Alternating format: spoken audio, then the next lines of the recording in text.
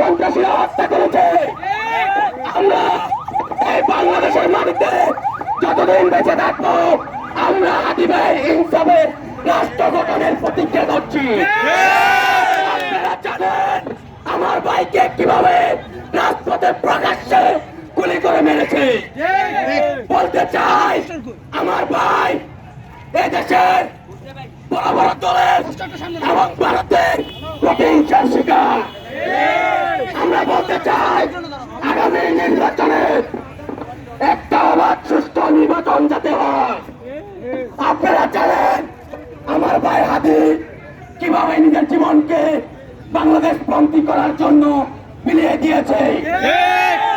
Indian সরকারকে বলতে চাই আমার ভাইকে জাতীয় সংসদের ফাঁসিদানে কবর দেওয়া হয়। যারা প্রত্যেকটা সংসদ সদস্য তার কবর থেকে সংসদে প্রবেশ করে। আমি ভাই আমাদের ইনসাফের প্রতীক।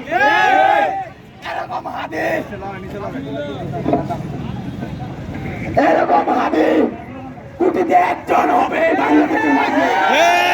আমরা এই দুর্ভাগ্যকে চালু থাকবো।